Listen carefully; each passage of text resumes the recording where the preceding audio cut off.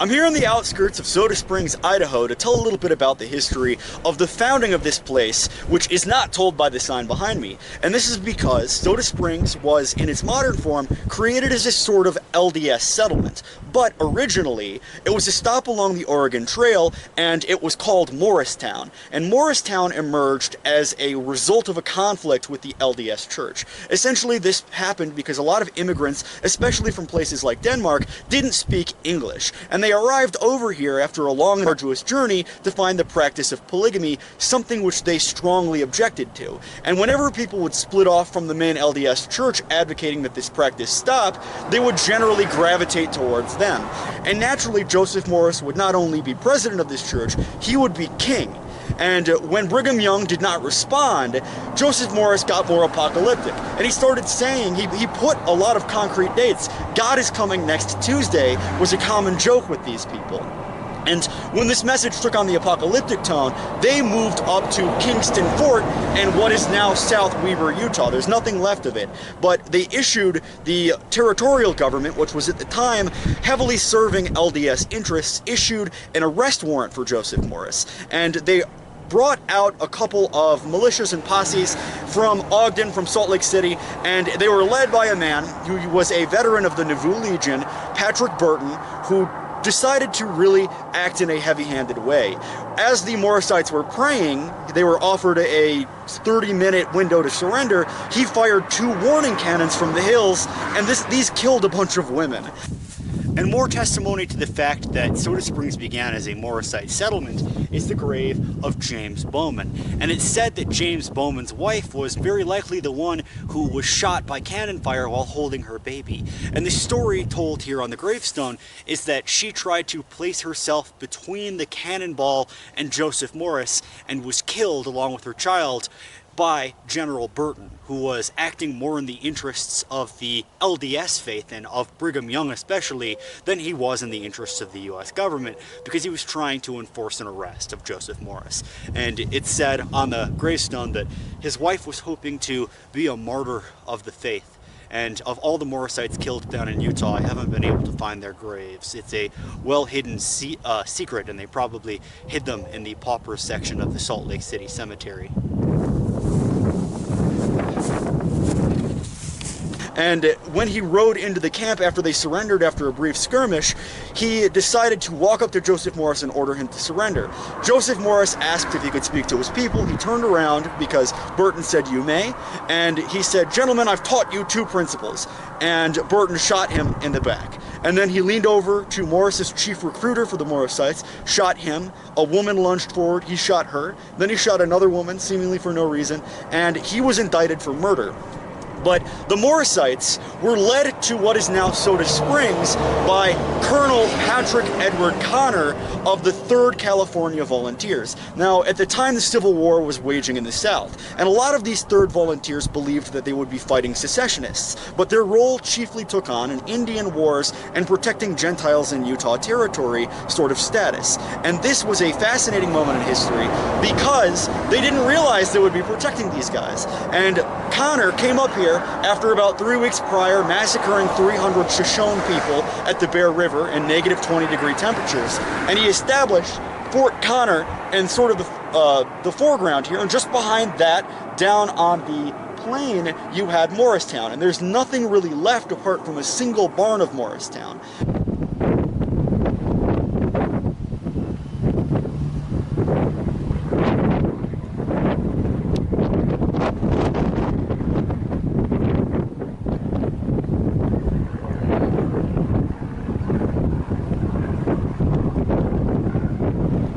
And they settled here because after they were sentenced in Utah Territory, the new territorial governor of Utah pardoned them. And the territorial governor, keep in mind, was a federal representative because within Utah Territory, lots of conflicts between federal appointees and LDS interests. And a lot of them kind of double or over-crossed each other.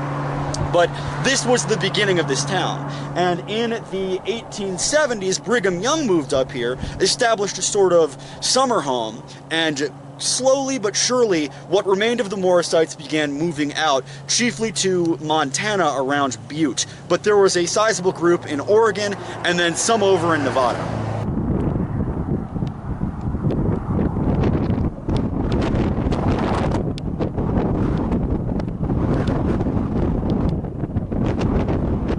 Elias Eliasson most likely comes from one of those Nordic families that adopted towards Joseph Morris because his wife is buried in Deer Lodge, which is where the church really picked up and continued until it was officially disbanded in the 1950s. But over there is Mary Christopherson Anderson's grave between the trees, and her story is very interesting. And just behind it, near the tripod, is a cenotaph to the woman killed in Salt Lake City trying to be a martyr and protect Joseph Morris from being shot by General Burton.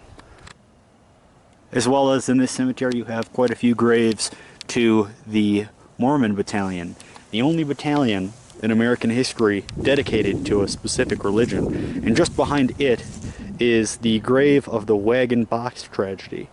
Really fascinating story along the old Oregon Trail.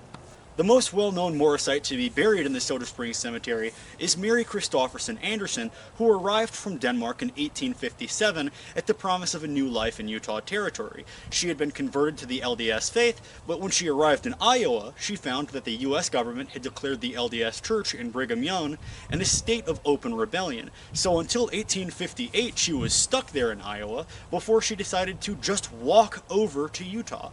Now, because the government had declared them in a state of rebellion, they had sent Johnson's army, and Johnson was sort of a madman. He wanted all the Mormons to be hung from trees, but as a term of peace, they allowed them to occupy and protect non-Mormons, regular Christians, and people who objected to the leadership of Brigham Young. So for a while, she came under the protection of Johnson's army. But at the start of the Civil War in 1861, regular federal soldiers left Utah, and this put people like General Burton in charge. Now, Burton was ostensibly acting on orders from the federal government to enforce the arrest of Joseph Morris, but he was a former member of the Nauvoo Legion.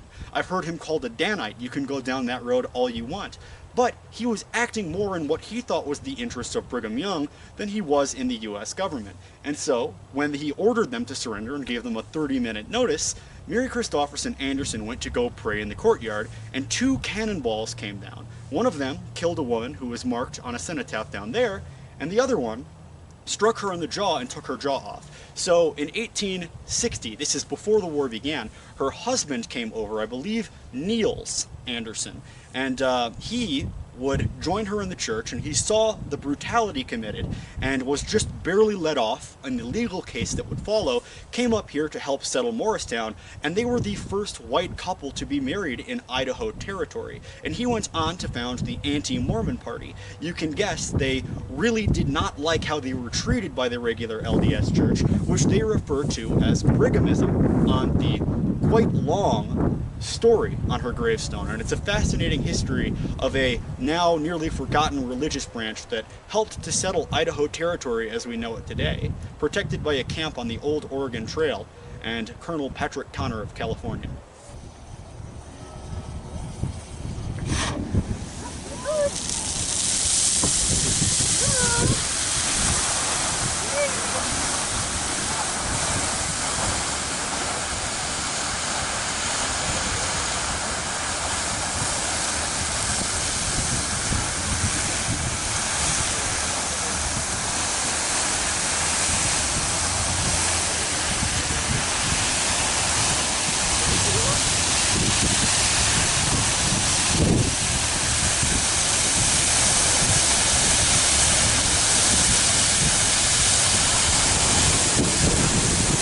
This is a sort of part 1 of my Morrisite video. I want to do some interviews with people in the local area who descend from the families, but I've noticed one of them particularly, who wants to be interviewed from the Anderson family, says that essentially back in the day, the Danites and the forces of Porter Rockwell really did a number on them.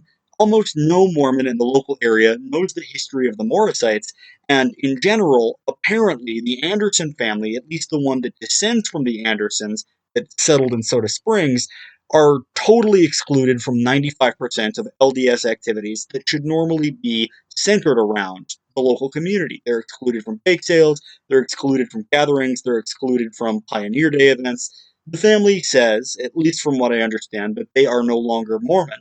They no longer practice the religion of the Church of the Firstborn or the Morrisites, but they have been excluded basically from a blood feud. And if you look at this photo again, I want you to realize what this photo is showing. You have Robert T. Burton shooting Joseph Morris. Now, in real life, Joseph Morris did not have a gun in his hand. His back was turned, and he was telling his people to surrender.